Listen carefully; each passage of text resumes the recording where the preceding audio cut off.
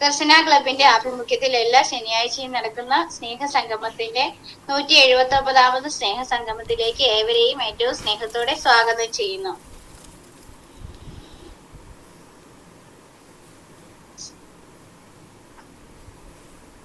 പ്രശ്നങ്ങളും പ്രയാസങ്ങളും മാത്രം ചിന്തിച്ച് ജീവിതത്തെ നയിച്ചാൽ ലക്ഷ്യങ്ങൾ നേടാൻ സാധിച്ചെന്ന് വരില്ല.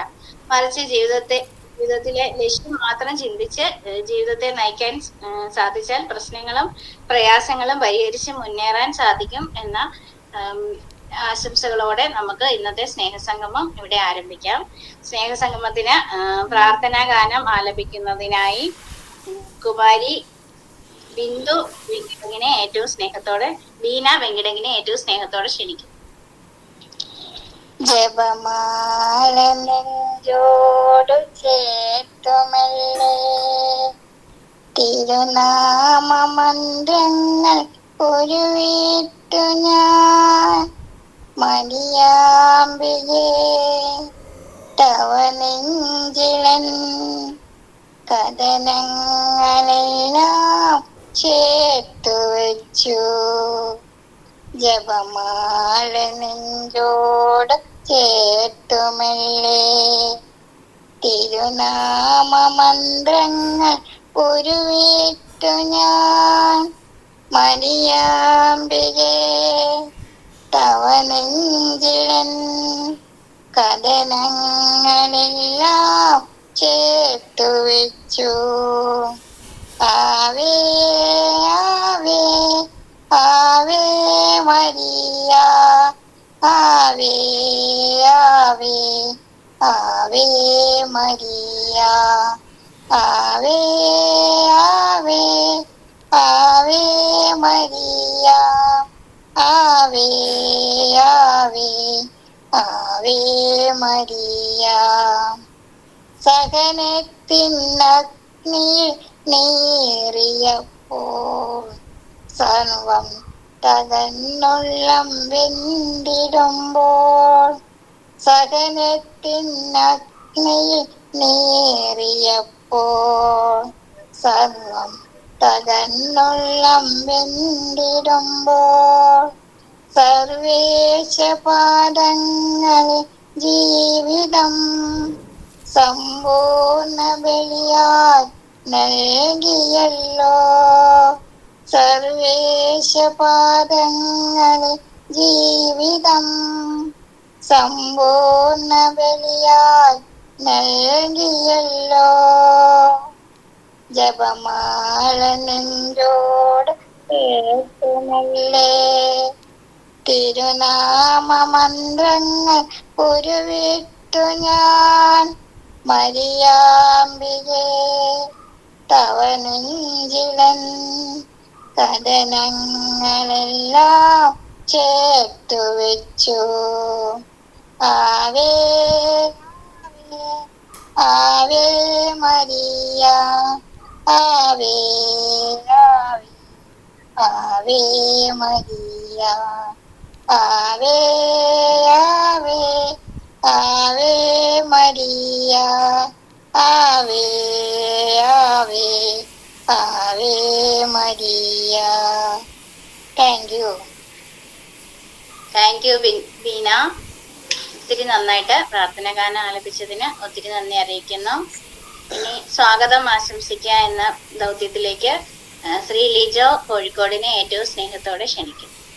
കേൾക്കാമോ? കേൾക്കാം. പ്രിയമുള്ളവരെ, ആഭിമുഖ്യത്തിൽ എല്ലാ ശനിയാഴ്ച നടത്തപ്പെടുന്ന സ്നേഹസംഗമത്തിലേക്ക് എല്ലാവരെയും മറ്റു സ്നേഹത്തോടെ സ്വാഗതം ചെയ്യുന്നു. ഇന്ന് നമ്മുടെ സ്നേഹസംഗമത്തിലേക്ക് അധ്യക്ഷനായി വന്നിരിക്കുന്നത് Darshan service society vice president Shri Akhil Kumar ആണ്. അഖിലിനെ ഏറ്റവും സ്നേഹത്തോടെ സ്വാഗതം ചെയ്യുന്നു. അടുത്തതായി ഇന്നത്തെ ഗൂഗിൾ മീറ്റ് ഉദ്ഘാടനം ചെയ്യുന്നത് നമ്മുടെ എല്ലാം പ്രിയങ്കരനും നിറസാന്നിധ്യവുമായ ദർശൻ സർവീസ് സൊസൈറ്റി പ്രസിഡന്റും ദർശൻ ക്ലബ്ബ് ഡയറക്ടറുമായ ഫാദർ സോളമൻ കടമ്പാട്ടുപറമ്പിൽ അച്ഛനെ ഏറ്റവും സ്നേഹത്തോടെ സ്വാഗതം ചെയ്യുന്നു. ഇന്ന് നമ്മൾ സ്നേഹസംഗമത്തിൽ മുഖ്യ അതിഥിയായി വന്നിരിക്കുന്നത് doctor Amitha Suresh, Amala medical college Thrissur. Community medicine വിഭാഗം ഡോക്ടറുടെ വിലപ്പെട്ട സമയം നമ്മോടൊപ്പം ചെലവഴിക്കുന്നതിന് ഡോക്ടറെ ഏറ്റവും സ്നേഹത്തോടെ സ്വാഗതം ചെയ്യുന്നു. അടുത്തതായി ഇന്നത്തെ പ്രാർത്ഥന ആലപിച്ച കുമാരി ബീന വെങ്കടങ്ങ് എല്ലാവരുടെയും പേരിൽ ഏറ്റവും സ്നേഹത്തോടെ സ്വാഗതം ചെയ്യുന്നു. അടുത്തതായി വളരെ മനോഹരമായി ആങ്കറിംഗ് നടത്തുന്ന കുമാരി തിമിൽ സംഭാഷനെ ഏറ്റവും സ്നേഹത്തോടെ സ്വാഗതം ചെയ്യുന്നു. അടുത്തതായി ഗ്രൂപ്പിലെ എല്ലാം പരിചയപ്പെടുത്തി വളരെ മനോഹരമായി റിപ്പോർട്ട് അവതരിപ്പിക്കുന്ന ശ്രീ ജോസ് കൊരട്ടി ഏറ്റവും സ്നേഹത്തോടെ സ്വാഗതം ചെയ്യുന്നു. അടുത്ത ഇന്നത്തെ ഗൂഗിൾ മീറ്റിൽ എത്തിച്ചേർന്ന എല്ലാവരെയും ഏറ്റവും സ്നേഹത്തോടെ സ്വാഗതം ചെയ്യുന്നുകൊണ്ട് നിർത്തുന്നു. നന്ദി, നമസ്കാരം. താങ്ക് യു ലിജോ ചേട്ടാ, ഒത്തിരി നന്നായിട്ട് എല്ലാവരെയും സ്വാഗതം ആശംസിച്ചതിന് ഒത്തിരി നന്ദി അറിയിക്കുന്നു. അടുത്തത് ഗ്രൂപ്പുകളെ പരിചയപ്പെടുത്തുന്നതിനും റിപ്പോർട്ട് അവതരിപ്പിക്കുന്നതിനും ശ്രീ ജോസ് കൊരട്ടിയെ ഏറ്റവും സ്നേഹത്തോടെ ക്ഷണിക്കുന്നു. ചേട്ടാ കേൾക്കാലോ കേൾക്കാലോ കേൾക്കാലോ കേൾക്കാം കേൾക്കാം. ഇന്നത്തെ സ്നേഹസംഗമം കമ്മിറ്റിയാണ് ഗൂഗിൾ മീറ്റ് നടത്തുന്നത്. അടുത്ത ആഴ്ച അവർ ലേഡി ഓഫ് സോറസ് ആണ്. ഇന്ന് അറിയപ്പെടുന്നത് 28 വർഷമായി PRO കിടപ്പായിട്ട്, 2ാം ജന്മം. അവന് ഈ കഴിഞ്ഞ ഞായറാഴ്ചയായിരുന്നു ആ ദിവസമായിരുന്നത്. അപ്പൊ ആരും അറിയിച്ചിട്ടില്ല, ആരോടും പറഞ്ഞിട്ടുണ്ടായിരുന്നില്ല, ഗ്രൂപ്പിലുണ്ടായിരുന്നില്ല, ആരും കേട്ടില്ല. അടുത്തത് സ്നേഹസംഗമത്തിൽ ആനുകൂല്യങ്ങൾ കിട്ടുന്നതെങ്കിൽ ഈ സ്നേഹസംഗമത്തിലൂടെ മാത്രമേ നടക്കുള്ളൂ. ഇപ്പോ അടുത്ത മാസം 8-ാം തീയതി ഒരു പരിപാടി നടക്കുന്നുണ്ട് അവർ ലേഡി ഓഫ് സോറസിന്റെ. ആ പരിപാടിക്ക് 25 പേർക്ക് ആനുകൂല്യങ്ങൾ സാമ്പത്തികമായിട്ട് ചെയ്യുന്നുണ്ട്. അത് ചെയ്യുന്നതെല്ലാം ഈ സ്നേഹസംഗമത്തിലൂടെ ആരെല്ലാം മുടങ്ങാതെ വരുന്നു അതിൽ പങ്കെടുക്കുന്നവർക്കാണ് 25 പേര് കണ്ടെത്തി കൊടുക്കുന്നത്. ഏത് ആനുകൂല്യങ്ങളും അങ്ങനെ തന്നെയായിരിക്കും സംഭവിക്കുന്നത്. സ്നേഹസംഗമത്തിൽ മുടങ്ങാതെ പങ്കെടുക്കുക, വിജയിപ്പിക്കുക. ഇന്ന് ഇരിങ്ങാലക്കുട നടക്കുന്ന പരിപാടി വിജയപ്രദമാകാൻ എല്ലാവരും പ്രാർത്ഥിക്കാം. 2017 ഡിസംബർ 10 ദർശന ക്ലബ്ബ് തൃശ്ശൂരിൽ ആരംഭം കുറിച്ചു.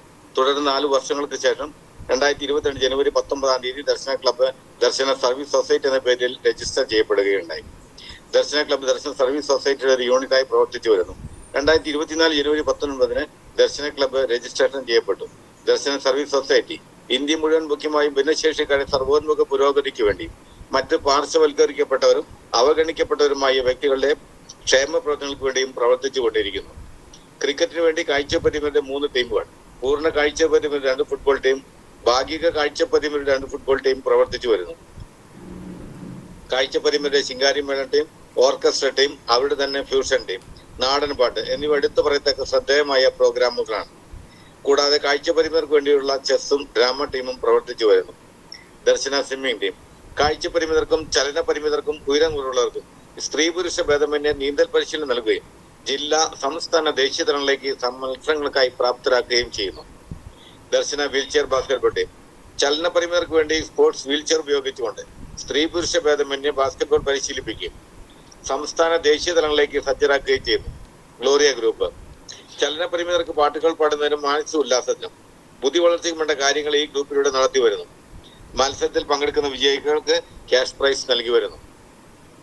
തിരുഹൃദയ ഗ്രൂപ്പ് ചലന പരിമിതർക്ക് കിടപ്പ് രോഗികൾക്കും പ്രാർത്ഥനയുടെ ആശ്വാസം നൽകുന്ന ഗ്രൂപ്പാണ്. പ്രാർത്ഥനയോടൊപ്പം തന്നെ പരസ്പരം വേദനകൾ പങ്കുവയ്ക്കുവാനും സാമ്പത്തികമായി പിന്നോക്കം നിൽക്കുന്നവരെ സഹായിക്കുന്നതിന് ഗ്രൂപ്പാണ്. ദർശന ലിറ്റിൽ ബ്രദർ ഗ്രൂപ്പ് ഉയരം കുറഞ്ഞവർക്ക് വേണ്ടിയുള്ള ഗ്രൂപ്പാണിത്. ഇതിലൂടെ അവരുടെ മാനസിക ശാരീരിക വേദനകൾ പരസ്പരം പങ്കുവയ്ക്കുവാനും കലാകായിക വിദ്യാഭ്യാസ മേഖലയിൽ ശ്രദ്ധ പതിപ്പിക്കുന്നതിന് വേണ്ടിയുള്ള ഗ്രൂപ്പാണ്. മാർഗദർശികളുടെ കൂട്ടായ്മ ദർശന ക്ലബിന്റെ ചാനലിലൂടെ മാർഗദർശികൾ അഭിമുഖത്തിൽ പങ്കെടുത്ത വ്യക്തികളുടെ കൂട്ടായ്മയാണ്. ഈ അഭിമുഖത്തിൽ കാഴ്ച പരിമിതരും ചലന പരിമിതരും ഉയരം കുറഞ്ഞവരുമായിട്ടുള്ള 439 വ്യക്തികൾ പങ്കെടുക്കുകയുണ്ടായി. അവർ ലേഡി ഓഫ് സോറസ് വിധവകളായി വീട്ടിൽ കഴിയുന്ന വ്യക്തികളുടെ കൂട്ടായ്മയാണ് വ്യാകുല മാതാവിന്റെ കൂട്ടായ്മ. ഈ കൂട്ടായ്മയിലൂടെ അവരുടെ മാനസിക ശാരീരിക വിഷമതകൾ പങ്കുവയ്ക്കുവാനും പ്രാർത്ഥനയുടെ ദൈവാനുഗ്രഹം പ്രാപിക്കുന്നതിനും ധൈര്യം സംഭരിക്കുന്നതിനും പ്രവർത്തിച്ചു വരുന്നു. അതുപോലെ തന്നെ സാമ്പത്തികമായി പിന്നോക്കം നിൽക്കുന്ന വ്യക്തികൾക്കും അവരുടെ മക്കൾക്കും വിദ്യാഭ്യാസത്തിന് വേണ്ടി സാമ്പത്തികമായി സഹായം നൽകുന്നതിനും ഈ ഗ്രൂപ്പിലുള്ളവർ തയ്യാറാകുന്നു. ഏതൻ ഗ്രൂപ്പ് മക്കളില്ലാത്ത ദമ്പതികളുടെ കൂട്ടായ്മയാണ് ഏതൻ ഗ്രൂപ്പ്. എന്തെങ്കിലും തരത്തിൽ വിഷമം മൂലം വേദന അനുഭവിക്കുകയും തിരസ്കരണം നേടുകയും ചെയ്യുന്ന ദമ്പതികൾ ഒത്തൊരുമിച്ച് പരസ്പരം വിഷമതകൾ പങ്കുവയ്ക്കുവാനും സാമൂഹിക പ്രവർത്തനങ്ങളുടെ കർമ്മനിരതരാകാനും ഈ ഗ്രൂപ്പിലുള്ളവർ തയ്യാറാകുന്നു. ദർശന യൂട്യൂബ് ചാനൽ 2020 ഏപ്രിൽ മാസത്തിൽ ആരംഭിച്ച ദർശന ക്ലബ് യൂട്യൂബ് ചാനൽ ഭിന്നശേഷിക്കാരുടെ അഭിമാനമായ ചാനലായി മാറിക്കഴിഞ്ഞിരിക്കുന്നു. 8500 പരം സബ്സ്ക്രൈബേഴ്സ് ഇതിലുണ്ട്. ദർശന ക്ലബിന്റെ യൂട്യൂബ് ചാനലിലൂടെ ഭിന്നശേഷിക്കാരുടെ കലാവാസനകൾ പ്രകടമാക്കുന്നതിന് കനവ് എന്ന പ്രോഗ്രാം, ആത്മീയമായി ഉന്നമനത്തിന് വേണ്ട ക്ലാസുകൾ, സമകാലിക വാർത്തകൾ, സ്നേഹസംഗമം തുടങ്ങി നിരവധിയായ പ്രവർത്തനങ്ങൾ യൂട്യൂബ് ചാനലിലൂടെ നടത്തി വരുന്നു. വർഷത്തിലൊരിക്കൽ ഇരിങ്ങാലക്കുട ക്രൈസ്റ്റ് കോളേജിൽ വെച്ച് എല്ലാ വിഭാഗത്തിൽപ്പെട്ടവർക്ക് അത്ലറ്റ് വടംവലി മത്സരവും പഞ്ചഗുസ്തി മത്സരവും നടത്തി വരുന്നു. ഭിന്നശേഷിക്കാർക്ക് വേണ്ടി വിനോദയാത്രകളും ഉപജീവനാർത്ഥം സ്വയം തൊഴിലിനു വേണ്ടി പരിശീലനങ്ങളും അവസരങ്ങളും സജ്ജമാക്കുന്നു. ദർശനയുടെ പ്രവർത്തനങ്ങൾക്ക് സാമ്പത്തികമായി സഹായിക്കുന്നതിന് സുമനസ്സുകളായ വ്യക്തികളുടെ ദർശന സർവീസ് സൊസൈറ്റി ദർശന ഫ്രണ്ട്സ് ഗ്രൂപ്പും പ്രവർത്തിച്ചു വരുന്നു. ദർശനയുടെ പ്രവർത്തനങ്ങൾക്ക് ന്യൂനതവും ക്രിയാത്മകമായ ചിന്തകൾ പങ്കുവയ്ക്കുവാനും ഊർജ്ജസ്വലമായി പ്രവർത്തിക്കുന്നതിനും ഒരു ഉപദേശ സമിതിയും പ്രവർത്തിച്ചു വരുന്നു. സ്നേഹസംഗമം എല്ലാ ശനിയാഴ്ചകളും ഉച്ചയ്ക്ക് 1:30 ദർശന ക്ലബ് ഓൺലൈനിൽ സ്നേഹസംഗമം കൂട്ടായ്മ നടത്തി വരുന്നു. 60 പരം വ്യക്തികൾ ഗൂഗിൾ മീറ്റിലൂടെ നടത്തപ്പെടുന്ന ഈ സ്നേഹസംഗമത്തിൽ പങ്കെടുക്കുന്നു. മത നേതാക്കന്മാരുടെ ഉദ്ഘാടനം ചെയ്യപ്പെടുന്ന മോട്ടിവേഷൻ ക്ലാസുകളും സർക്കാരിന്റെ വിവിധ ഡിപ്പാർട്ട്മെന്റിൽ വരുന്ന വ്യക്തികളുടെ മുഖ്യ പ്രഭാഷണങ്ങളും ഡിപ്പാർട്ട്മെന്റുകളെ പറ്റി പരിചയപ്പെട്ടലും സമൂഹത്തിന്റെ മുന്നിലുള്ള വ്യക്തികളുടെ പ്രസംഗങ്ങളും ഈ പ്രോഗ്രാമിൽ നടത്തി വരുന്നു. സ്നേഹം നിറഞ്ഞവരെ, 9/11/2024 ശനിയാഴ്ച ഉച്ചയ്ക്ക് 1:30 Darshana club director reverend father Solomon Kadambattu Parambil CMIയുടെ അധ്യക്ഷതയിൽ ചേർന്ന 178ാമത് സ്നേഹസംഗമത്തിന്റെ റിപ്പോർട്ട്. ഈ ആഴ്ച സ്നേഹസംഗമം നടത്തിയത് വീൽ ചെയർ ബാസ്കറ്റ്ബോൾ ഗ്രൂപ്പാണ്. അവതരണം കുമാരി ലിജി PV അങ്കമാലി. പ്രാർത്ഥന കുമാരി മിനി പാവർട്ടി. സ്വാഗതം കുമാരി ഗീത. റിപ്പോർട്ട് അവതരണം കുമാരി ലീന MJ നാട്ടിക. അധ്യക്ഷൻ എത്താൻ സാധിച്ചില്ല. ഉദ്ഘാടനം ചെയ്തത് മേഘാലയ ക്വീൻ മേരീസ് പിള്ളെ principal reverend sister Asha Teresa Rani അവർകളായിരുന്നു. സ്നേഹം നിറഞ്ഞ സോളമനച്ച വിശിഷ്ട വ്യക്തികളെ വെല്ലുവിളികളെ നേരിടുന്നതിനും ജീവിതത്തിൽ വിജയിക്കാനുള്ള ഇച്ഛാശക്തിയും നിങ്ങളിലുണ്ട്. കൂടെയുള്ളവർക്ക് ആത്മവിശ്വാസവും സാന്ദ്രമായ സ്നേഹവും പിന്തുണയും ഊർജവും നൽകാൻ ഈ ക്ലബിലൂടെ സാധിക്കുന്നു. കുറവുകളെ വേറിട്ട രീതിയിൽ മറികടക്കാൻ പരിശ്രമിക്കുന്നു. നിങ്ങളുടെ പരിശ്രമങ്ങൾ ഞങ്ങൾക്ക് ആകാംക്ഷയും അഭിമാനവും തോന്നുന്നു. വളരെ ബുദ്ധിമുട്ടുള്ള ഗോത്രവർഗ കുട്ടികളെ പഠിപ്പിക്കുന്ന നിങ്ങളുടെ പ്രാർത്ഥനയിൽ ഞങ്ങളെയും ഓർക്കുക. നിങ്ങളോടൊപ്പമായിരിക്കാൻ സാധിച്ച നന്ദി പറഞ്ഞുകൊണ്ട് 178ാമത് സ്നേഹസംഗമം ഉദ്ഘാടനം ചെയ്തതായി പറയുന്നു.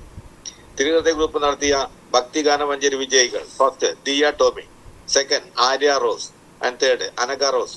പ്രോത്സാഹന വിജയികൾ: Bindu Mala, Joy C Thomas, Precious, Joy CJ poverty, Sasi Puthuruthy. പങ്കെടുത്തവർക്കും വിജയിച്ചവർക്കും അഭിനന്ദനങ്ങൾ.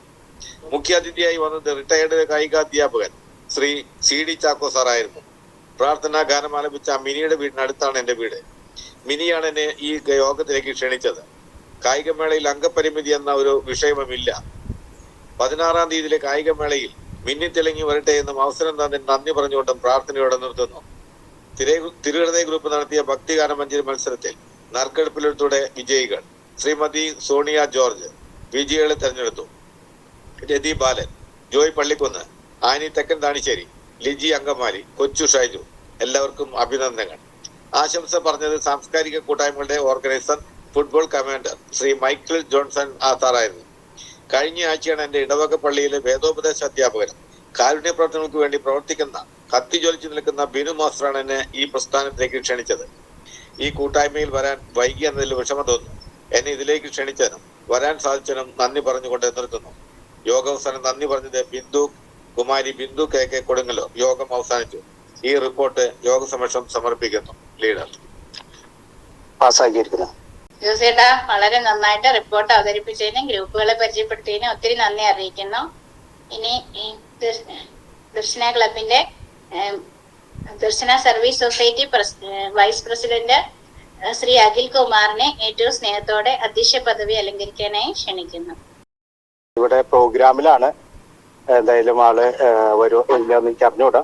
എന്തായാലും ഞാൻ തന്നെ പറയാം, സാരമില്ല. അപ്പോ ഇന്നത്തെ യോഗത്തിൽ എത്തിച്ചേർന്നിരിക്കുന്ന വിശിഷ്ടാതിഥികളെ, അതുപോലെ തന്നെ എൻ്റെ പ്രിയ സുഹൃത്തുക്കളെ, എല്ലാവർക്കും നമസ്കാരം. നമ്മുടെ ഇന്നത്തെ sports association for the friendly abled of തൃശ്ശൂരിന്റെയും ക്രൈസ്റ്റ് കോളേജിന്റെയും ദർശന സർവീസ് സൊസൈറ്റിയുടെയും സംയുക്ത ആഭിമുഖ്യത്തില് നമ്മള് ക്രൈസ്റ്റ് കോളേജിന്റെ മൈതാനത്ത് വെച്ച് അത്ലറ്റ് മീറ്റ്, 4ാമത്തെ അത്ലറ്റ് മീറ്റ് നടത്തുകയാണ്. കേരളത്തിലെ ഏത് ഡിസ്ട്രിക്റ്റിലാണ് ഭിന്നശേഷിക്കാരുടെ പാരാ അത്ലറ്റിക് മീറ്റ് നടക്കണമെന്ന് ചോദിച്ചാൽ നമുക്ക് അഭിമാനത്തോടെ പറയാനായിട്ട് സാധിക്കും തൃശ്ശൂരിലാണ് ആദ്യമായിട്ടും അല്ലെങ്കിൽ തുടർന്നും നടത്തിക്കൊണ്ടിരിക്കുന്ന ഒരു പാരാ അത്ലറ്റിക് മീറ്റ് നടക്കുന്ന സ്ഥലം. അത് ക്രൈസ്റ്റുകാരുടെ ഒരു വലിയ സഹകരണത്തോടുകൂടിയാണ് നടക്കുന്നത്. നിങ്ങൾക്ക് ഇപ്പോൾ കാണാനായിട്ട് സാധിക്കും, ഞാൻ നിങ്ങളെ കാണിച്ചു തരാം. ഞാൻ അവിടെയാണ്, നമ്മുടെ ഗ്രൗണ്ടാണ്. അതിന്റെ ഒരുക്കങ്ങൾ ഇപ്പൊ അവിടെ ജാവലിനും ഷോർട്ട് പുട്ടും ഒക്കെ, ഷോർട്ട് പുട്ട് കഴിഞ്ഞു, ജാവലിൻ ഡിസ്കസ് ത്രോ ഒക്കെ നടത്തിക്കൊണ്ടിരിക്കുകയാണ്. അതുപോലെ തന്നെ പഞ്ചഗുസ്തി മത്സരങ്ങൾ അവസാനിച്ചു. നമ്മുടെ ഇച്ചിരി ഞാൻ ദൂരെയാണ് നിൽക്കുന്നത്, പന്തലിന് ദൂരെയാണ് നിൽക്കുന്നത്. പഞ്ചഗുസ്തി മത്സരങ്ങളെല്ലാം അവസാനിച്ചു. ഏകദേശം 60-ൽ പരം ആൾക്കാരാണ് ഇപ്രാവശ്യം എത്തിച്ചേർന്നിരിക്കുന്നത്. ഏകദേശം ഒരു 10-ൽ മേലെ ആൾക്കാര് പങ്കെടുക്കുന്നില്ല, കാരണം അവര് നേരം വൈകി വന്നതിന്റെ പേരിൽ. അപ്പൊ മൊത്തത്തിൽ പറഞ്ഞാൽ ഏകദേശം ഒരു 80-ന്റെ അടുത്തോളം വ്യക്തികൾ ഈ പ്രോഗ്രാമിൽ എത്തിച്ചേർന്നു. നേരം വൈകിയതിന്റെ പേരിൽ അവർക്ക് പങ്കെടുക്കാനായിട്ട് പലർക്കും സാധിച്ചിട്ടില്ല എന്നുള്ളത് മാത്രമേ ഉള്ളൂ. അപ്പോ പല സ്ഥലങ്ങളിൽ നിന്നായിട്ടാണ് വന്നിരിക്കുന്നത്. തൃശ്ശൂരിന്റെ മക്കൾ എത്ര പേരുണ്ടെന്ന് ചോദിച്ചാൽ വളരെ കുറവായിരിക്കും. പക്ഷെ ദർശനയുടെ വ്യക്തികളാണ് ഇതിനെല്ലാത്തിനും കൂടുതലായിട്ട് മുന്നോട്ട് വന്നിരിക്കുന്നത്. അപ്പൊ അനൗൺസ്മെന്റ് ഒക്കെ നടക്കുന്നുണ്ട്. അപ്പോ നമ്മുടെ ആ ഒരു എല്ലാവിധ നേട്ടങ്ങളും കൊയ്യുക എന്നുള്ളതാണ് നമ്മുടെ ലക്ഷ്യമായിട്ടുള്ളത്. ഭിന്നശേഷിക്കാര് ആരും തന്നെ പുറകിലോട്ടല്ല.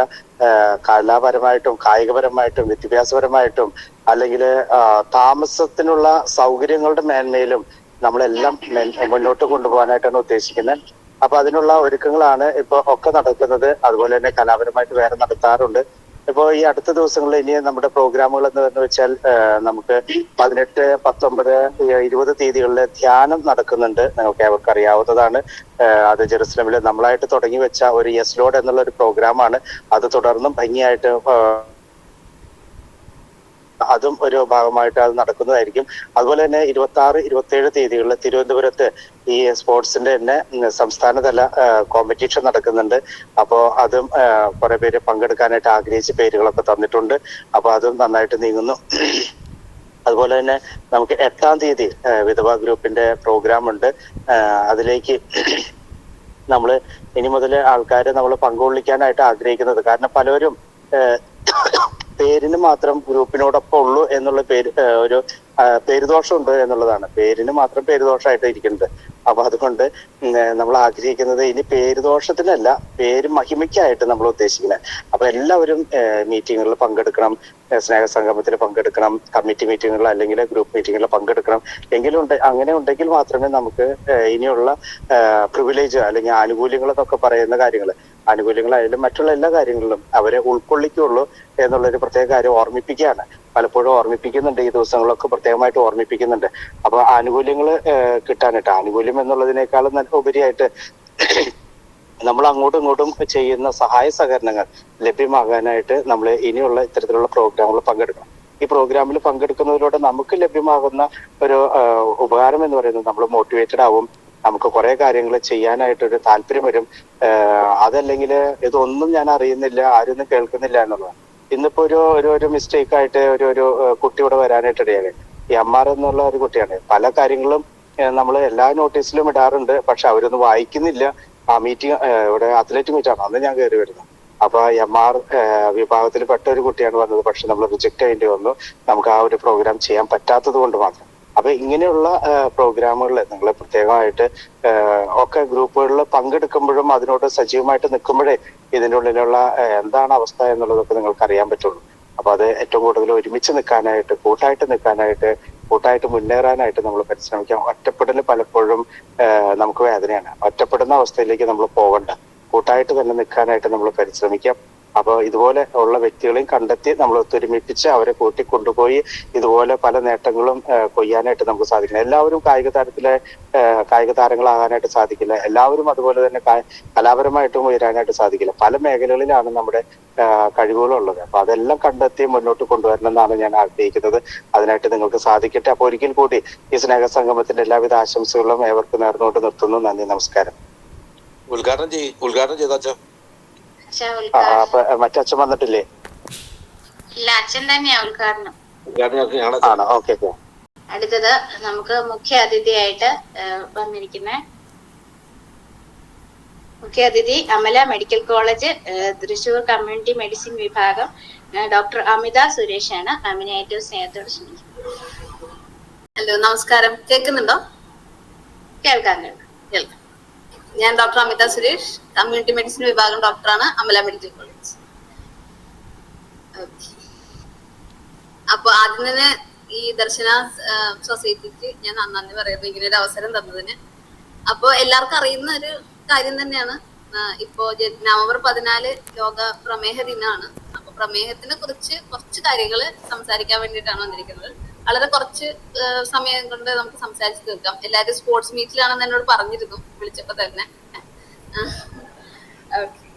അപ്പോ പ്രമേഹം എന്ന് പറയുമ്പോഴത്തേക്ക് പ്രമേഹം തന്നെ നമ്മള് കുറെ തരത്തിലുണ്ട്. പ്രധാനമായും 2 തരത്തില്, ടൈപ്പ് 1 ആൻഡ് ടൈപ്പ് 2. ടൈപ്പ് 1 എന്ന് പറഞ്ഞാൽ കുട്ടികളിൽ തന്നെ ചെറുപ്പം മുതൽ കാണുന്ന തരത്തിലുള്ള പ്രമേഹമാണ് ടൈപ്പ് 1. മുതിർന്ന ആൾക്കാരിൽ കാണുന്നതാണ് ടൈപ്പ് 2. ഇത് രണ്ടും കൂടാതെ തന്നെ പ്രഗ്നന്റ് ആയിട്ടുള്ള ഗർഭിണികളിൽ കാണുന്ന തരത്തിലുള്ള പ്രമേഹം നമുക്കുണ്ട്. ഇനി എന്തുകൊണ്ടാണ് നമ്മളിപ്പോ എല്ലാവരും പ്രമേഹത്തെ കുറിച്ച് ഇങ്ങനെ സംസാരിക്കുന്നത് എന്നുള്ളതാണ് പിന്നെ അറിയേണ്ട കാര്യം. പ്രമേഹത്തെ കുറിച്ച് സംസാരിക്കുന്നതിന്റെ പ്രാധാന്യം. പ്രമേഹം എന്ന് പറയുന്ന അസുഖത്തിന് പ്രത്യേകിച്ച് പുറത്ത് കാണാനുള്ള ലക്ഷണങ്ങളില്ല. കാരണം ഇപ്പൊ ഒരു ഡെങ്കിപ്പനി വന്നു കഴിഞ്ഞാൽ അല്ലെങ്കിൽ H1N1 പനി വന്നു കഴിഞ്ഞാൽ പുറത്ത് കാണാനുള്ള ലക്ഷണങ്ങളുണ്ട്. പനിയുണ്ട്, ചുമയുണ്ടാവും, ജലദോഷം ഉണ്ടാവും, നമുക്ക് തന്നെ ബുദ്ധിമുട്ടുണ്ടാവും. അതുകൊണ്ട് നമ്മൾ ഡോക്ടറെ അടുത്ത് കാണാൻ പോകും, ചികിത്സ തേടും, അപ്പൊ അത് ഭേദമാവുകയും ചെയ്യും. പക്ഷെ പ്രമേഹത്തിന്റെ കുഴപ്പം എന്ന് പറഞ്ഞു കഴിഞ്ഞാൽ നമ്മള് പുറത്ത് കാണാനുള്ള ലക്ഷണങ്ങൾ അധികമായിട്ടുള്ള ഒരു ലക്ഷണങ്ങളില്ല. അതുകൊണ്ട് ചികിത്സ തേടാനും മടിക്കുന്നു. എന്നാൽ ലക്ഷണങ്ങൾ തീരെ ഇല്ലാന്ന് പറഞ്ഞാലും ചില കാര്യങ്ങൾ നമുക്ക് ശ്രദ്ധിക്കാനുണ്ട്. നമുക്ക് അമിതമായി ദാഹം തോന്നുന്നു, വളരെ കൂടുതലായിട്ട് ക്ഷീണം തോന്നുന്നു, വെയിറ്റ് നമ്മുടെ ഭാരം അധികമായി കൂടുന്നു അല്ലെങ്കിൽ കുറയുന്നു, ഇടയ്ക്കിടയ്ക്ക് രോഗങ്ങൾ പലതരത്തിലുള്ള രോഗങ്ങൾ നമുക്ക് വന്നു പോകുന്നു. അങ്ങനെയൊക്കെ ഉണ്ടെങ്കിൽ പ്രമേഹം നമുക്ക് ഉണ്ടോ എന്ന് സംശയിക്കേണ്ടിയിരിക്കുന്നു. ഇനി എന്തുകൊണ്ട് നമ്മൾ പ്രമേഹം ശ്രദ്ധിക്കണം, എന്തുകൊണ്ടാണ് നമ്മളത് വന്നു കഴിഞ്ഞാൽ ചികിത്സ തേടണം എന്ന് പറയുന്നത്? പ്രമേഹം പ്രധാനമായും ബാധിക്കുന്നത്, പലരും മനസ്സിലാക്കാത്ത കാര്യം എന്ന് വെച്ചാൽ പ്രമേഹം പ്രധാനമായും ബാധിക്കുന്നത് രക്തക്കുഴലുകളെയാണ്. രക്തക്കുഴലുകൾ ബാധിച്ചാലുള്ള കുഴപ്പം നമ്മുടെ ശരീരത്തിലെ എല്ലാ ഭാഗത്തും, നമുക്കറിയാലോ ശരീരത്തിലെ എല്ലാ ഭാഗത്തിനും എല്ലാ അവയവങ്ങൾക്കും രക്തം ആവശ്യമാണ്. അപ്പൊ എല്ലാ ഭാഗത്തും രക്തക്കുഴലുകളുണ്ട്. രക്തക്കുഴലുകൾ ബാധിച്ചാൽ, രക്തക്കുഴലുകൾക്ക് കുഴപ്പം സംഭവിച്ചു കഴിഞ്ഞാൽ എല്ലാ അവയവങ്ങൾക്കും പ്രശ്നം വരും. പ്രധാനമായിട്ടും കണ്ണ്, ഹൃദയം, വൃക്ക, ഞരമ്പുകള്, കാലിലെ രക്തക്കുഴലുകള്, ഇതിനൊക്കെയാണ് കൂടുതലായിട്ടും ബാധിക്കുന്നത്. അപ്പോ ഇത് കാരണം ഈ പ്രമേഹം വന്ന് ചികിത്സിക്കാതിരുന്നു കഴിഞ്ഞാലുള്ള കുഴപ്പം എന്താ? ഈ രക്തക്കുഴലുകൾക്ക് കുഴപ്പം വരും, ഈ അവയവങ്ങൾക്ക് എല്ലാത്തിനും കുഴപ്പം വരും. നമുക്ക് തന്നെ അറിയാം, നമുക്ക് ആർക്കെങ്കിലും പ്രമേഹം വന്നിട്ടുണ്ടെങ്കിൽ നമുക്ക് മനസ്സിലാവും. അവർ ചിലപ്പോൾ കണ്ണിന് കാഴ്ച കുറയുന്നു എന്ന് പറയാം, കാലിന് കൈകളിൽ തരിപ്പ് വരുന്നു എന്ന് പറയാം, കിഡ്നിക്ക് പ്രശ്നമുള്ള ആൾക്കാരുണ്ടാവും. അതായത് പ്രമേഹം കൺട്രോൾ ചെയ്തില്ലെങ്കിലുള്ള കുഴപ്പങ്ങളാണ് ഈ പറയുന്നത്. കൺട്രോൾ ചെയ്ത് കറക്റ്റായിട്ട് ശൈലികൾ കറക്റ്റ് ശ്രദ്ധിച്ചു പോയി കഴിഞ്ഞാൽ ഈ പ്രശ്നങ്ങളൊന്നും അധികം ഉണ്ടാവില്ല, പെട്ടെന്നൊന്നും ഉണ്ടാവില്ല. പിന്നെ അപ്പൊ നമ്മൾ എങ്ങനെയാണ് ഷുഗർ അല്ലെങ്കിൽ പ്രമേഹം ഉണ്ട് നമ്മൾ കണ്ടുപിടിക്കുക? ഒരു 30 വയസ്സ് കഴിഞ്ഞ 35 വയസ്സെങ്കിലും കഴിഞ്ഞു കഴിഞ്ഞാൽ എല്ലാ 6 മാസത്തിലൊരിക്കലെങ്കിലും നമ്മൾ ബ്ലഡ് ഷുഗർ ഒന്ന് ടെസ്റ്റ് ചെയ്യാൻ പോവാം. നമ്മൾ ഡോക്ടറെ അടുത്ത് കണ്ടിട്ടാണെങ്കിലും അല്ലെങ്കിൽ ലാബിൽ പോയിട്ട് പറഞ്ഞാലും അവർ ചെയ്തു തരും. ഭക്ഷണം കഴിക്കുന്നതിന് മുന്നേ, അതായത് വെറും വയറ്റിൽ പോയി ഒരു തവണ ബ്ലഡ് ടെസ്റ്റ് ചെയ്യണം. ഭക്ഷണം കഴിച്ചു കഴിഞ്ഞ് 2 മണിക്കൂർ കഴിഞ്ഞ് ഒരു തവണ ബ്ലഡ് ടെസ്റ്റ് ചെയ്യണം. അത് കൂടാതെ മൂന്നാമതൊരു ടെസ്റ്റ് ഉള്ളത് HbA1c എന്ന് പറയും. അതായത് നമുക്ക് വേണമെങ്കിൽ ഈ ഭക്ഷണത്തിന് മുന്നേ ഉള്ളത് ഭക്ഷണം കഴിഞ്ഞിട്ടുള്ള ടെസ്റ്റുകളിൽ നമുക്ക് തന്നെ ഫൂൾ ചെയ്യാൻ പറ്റും. അതായത് നമ്മൾ അധികം തീരെ ഫുഡ് കഴിക്കാതെ, തീരെ തലേന്ന് രാത്രി മൊത്തം ഭക്ഷണം കഴിക്കാതെ ഇരുന്നിട്ട് രാവിലെ പോയി ടെസ്റ്റ് ചെയ്ത് കഴിഞ്ഞാൽ ചിലപ്പോൾ വലിയ ഷുഗർ ഉള്ള ആളാണെങ്കിൽ പോലും ആ ടെസ്റ്റില് ഷുഗർ കുറഞ്ഞു കാണിക്കും. അത് കാരണം നമ്മളെ തന്നെയാണ് മണ്ടന്മാരാക്കുന്നത്. പക്ഷെ വേണമെങ്കിൽ അങ്ങനെ കാണാം. അത് കാണുമ്പോഴത്തേക്കും 200 കുറവാണ് അല്ലെങ്കിൽ 100 കുറവാണ് എന്ന് പറയാം. അങ്ങനെ അതുകൊണ്ട് കാര്യമില്ല. പക്ഷെ HbA1c മൂന്നാമതൊരു ടെസ്റ്റ് ഉള്ളത് നമുക്ക് ഒരിക്കലും അതിന് ഫൂൾ ചെയ്യാൻ പറ്റില്ല. കഴിഞ്ഞ 3 മാസം നമ്മൾ എങ്ങനെ നമ്മുടെ ബ്ലഡ് ഷുഗർ, അതായത് രക്തത്തിലെ പഞ്ചസാരയുടെ അളവ് എത്രത്തോളം നിയന്ത്രിച്ചു എന്നുള്ളത് നമുക്ക് ആ ഒരു ടെസ്റ്റ് കൊണ്ട് മനസ്സിലാക്കാൻ പറ്റും. അതിന് നിങ്ങൾക്ക് എത്ര തലേന്ന് രാത്രി പട്ടിണി കിടന്നിട്ടും കാര്യമില്ല, അതിന്റെ വാല്യൂ മാറാൻ പാടില്ല. അപ്പൊ ആ ഒരു HbA1c 7 എന്ന് പറഞ്ഞൊരു വാല്യൂല് കുറഞ്ഞു നിൽക്കണം. അതാണ് നമ്മൾ നോർമലി നമുക്ക് കിട്ടുന്നത്. അതുപോലെ വെറും വയറ്റിൽ ഭക്ഷണം കഴിക്കാതെ നോക്കുന്നത് ഒരു 120 100 താഴെ നിൽക്കണം. 126 കൂടിക്കഴിഞ്ഞാൽ നമ്മൾ ഷുഗറാന്ന് പറയും. ഭക്ഷണം കഴിച്ച് 2 മണിക്കൂർ കഴിഞ്ഞ് ഉള്ള വാല്യൂ 140 താഴെ നിൽക്കണം. ആ വാല്യൂ നിങ്ങൾ അറിയേണ്ട കാര്യമില്ല, ഞാൻ ജസ്റ്റ് പറഞ്ഞേ ഉള്ളൂ, ഒന്ന് അറിയാൻ വേണ്ടിയിട്ട് മാത്രം. നിങ്ങൾക്കും ആ റിപ്പോർട്ട് നോക്കിക്കഴിഞ്ഞാൽ മനസ്സിലാക്കാവുന്ന കാര്യങ്ങളേ ഉള്ളൂ, അതുകൊണ്ട് പറഞ്ഞതാണ്. ഇനി എങ്ങനെ, ഇതിപ്പം നമ്മൾ ഷുഗറിനെ കുറിച്ച് മൊത്തത്തിൽ പറഞ്ഞു. എങ്ങനെ ഷുഗർ വന്നു കഴിഞ്ഞാൽ ചികിത്സിക്കുന്നത് ഒന്ന് മരുന്നുകൾ മാത്രം കഴിച്ചുകൊണ്ട് മാത്രം അല്ല ഒരു രോഗം ചികിത്സിക്കാൻ പറ്റുക. പ്രത്യേകിച്ചും പ്രമേഹം മരുന്നുകളുടെ കൂടെ തന്നെ അല്ലെങ്കിൽ മരുന്നുകൾക്ക് മുന്നേ തന്നെ ആഹാരത്തിൽ ശ്രദ്ധിക്കേണ്ട കുറച്ച് കാര്യങ്ങളുണ്ട്, വ്യായാമം ചെയ്യേണ്ട കാര്യങ്ങളുണ്ട്. അങ്ങനെ ഈ വ്യായാമം ആഹാര കാര്യങ്ങൾ ശ്രദ്ധിച്ചിട്ട് നമ്മുടെ ജീവിത ശൈലിയിൽ ഉണ്ടാകുന്ന ചെറിയ ചെറിയ മാറ്റങ്ങൾ കൊണ്ട് നമുക്ക് ഷുഗറിനെ കൺട്രോൾ ചെയ്യാൻ പറ്റും. ആഹാരത്തിൽ എന്താ ശ്രദ്ധിക്കേണ്ടത്, നമ്മൾ എല്ലാവരും അറിയണത് തന്നെ ആദ്യം ശ്രദ്ധിക്കേണ്ട കാര്യം പുറത്തുനിന്നുള്ള അതായത് എക്സ്ട്രാ നമ്മൾ ആഡ് ചെയ്യുന്ന ഷുഗർ, പഞ്ചസാരയുടെ അളവ് കംപ്ലീറ്റ് ആയിട്ട് ഒഴിവാക്കണം. അതിപ്പോ നമ്മൾ രാവിലെ ചായ കുടിക്കുന്നു, അതിൽ 2 സ്പൂൺ പഞ്ചസാര ഇട്ട്, ഇടയ്ക്കൊരു 11 മണിക്കൊരു ചായ കുടിക്കുന്നു, വീണ്ടും 2 സ്പൂൺ പഞ്ചസാര ഇട്ട്. ഇതാണ് ഒഴിവാക്കേണ്ടത്. ഇതില് ഇപ്പൊ ഇന്നലെ വരെ കുടിച്ചുകൊണ്ടിരുന്ന ഒരാൾ നാളെ മുതൽ കംപ്ലീറ്റ്ലി ഒഴിവാക്കണം എന്നല്ല പറയുന്നത്. അങ്ങനെ ഒരിക്കലും ചെയ്യരുത്. അങ്ങനെ ചെയ്ത് കഴിഞ്ഞാൽ മറ്റന്നാൾ മുതൽ 2 ദിവസം കഴിയുമ്പോൾ വീണ്ടും 4 സ്പൂൺ പഞ്ചസാര ഇടാൻ തുടങ്ങും. പഞ്ചസാര ഇല്ലാതെ പറ്റില്ല എന്ന് വരും. അതിന് പകരം 2 സ്പൂണാണ് നിങ്ങൾ സാധാരണ ഇടുന്നതെങ്കിൽ അതൊരു 1 സ്പൂണായി അല്ലെങ്കിൽ 1.5 സ്പൂണായി കുറക്കുക. എന്നിട്ട് ഒരാഴ്ച കഴിഞ്ഞ് വീണ്ടും 1 സ്പൂണായി കുറക്കുക. അങ്ങനെ മെല്ലെ പടിപടിയായിട്ട് വേണം പഞ്ചസാര ഇടുന്നത് കുറയ്ക്കുക. അതുപോലെ മധുര പലഹാരങ്ങൾ മാക്സിമം ഒഴിവാക്കുക. ഇനി ഇത് മധുര പലഹാരങ്ങൾ ഒഴിവാക്കി, അതുപോലെ ചോറ് കുറക്കണം എന്ന് എല്ലാവരും നിങ്ങളോട് പറയുന്നത് എനിക്കറിയാം. പക്ഷെ 2 തവിയാണ് ചോറ് നിങ്ങൾ കഴിക്കുന്നതെങ്കിൽ അതൊരു 1 തവിയാക്കി കുറക്കുക. അല്ലാതെ പൂർണ്ണമായും നിർത്തണം എന്ന് ഒരിക്കലും പറയുന്നത്. കാർബോഹൈഡ്രേറ്റ് നമുക്ക് ആവശ്യമാണ്, പൂർണ്ണമായും നിർത്തരുത് ഒരിക്കലും. അപ്പൊ 1/2 തവിയായിട്ട് കുറക്കുക. അതുപോലെ രാത്രിയിൽ ചപ്പാത്തി, ഓട്സ് ഇങ്ങനത്തെ ആണ് കഴിക്കുന്നതെങ്കിൽ ചപ്പാത്തിയുടെ ഇപ്പൊ ഒരു 4 ചപ്പാത്തി വരെയൊക്കെ വേണമെങ്കിൽ കഴിക്കാം, അതിൽ കൂടുതൽ കഴിക്കും. അതുപോലെ ഓട്സിന്റെ ഗുണം എന്ന് വെച്ചാൽ അതിൽ നിറയെ നാരുകൾ അടങ്ങിയിട്ടുണ്ട്, അതുകൊണ്ട് ഷുഗർ കുറവായിരിക്കും.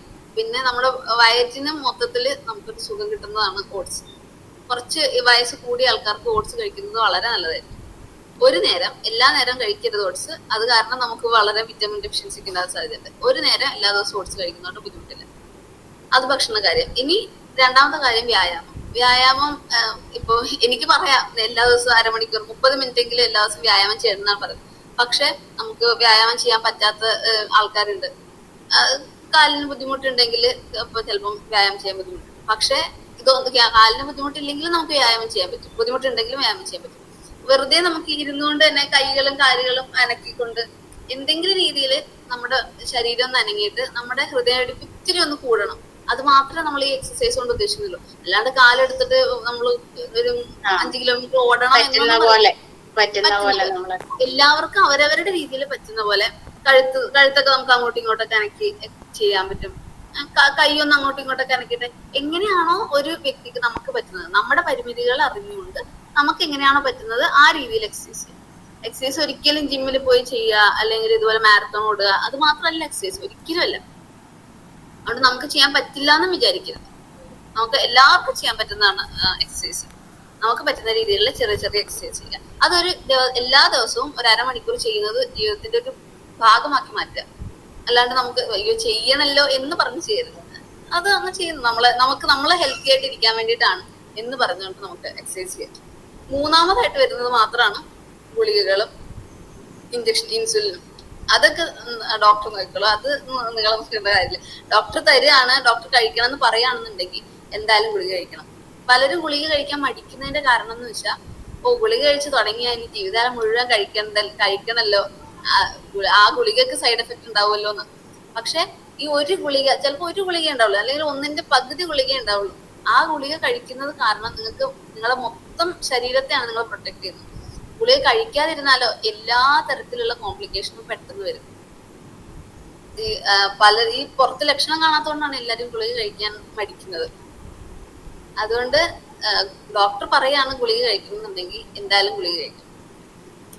എന്നിട്ട് ഇതുപോലെ നമ്മുടെ ജീവിത ശൈലിയിലുള്ള മെച്ചപ്പെടുത്തലുകൾ ഉണ്ടായി കഴിഞ്ഞാൽ ചിലപ്പോൾ നമുക്ക് ഷുഗർ നന്നായിട്ട് കൺട്രോൾ ചെയ്യും. അപ്പോൾ ഡോക്ടർ പറയാണ് ഇടയ്ക്കിടയ്ക്ക് ഷുഗർ നോക്കി ടെസ്റ്റ് ചെയ്ത് കഴിഞ്ഞ് ഷുഗർ കുറവ് കണ്ടു കഴിഞ്ഞാൽ ഡോക്ടർ പറയാണ് നമുക്ക് ഗുളിക നിർത്തി നോക്കാം എന്ന് പറയുകയാണെന്നുണ്ടെങ്കിൽ നമുക്ക് ഗുളിക നിർത്താം.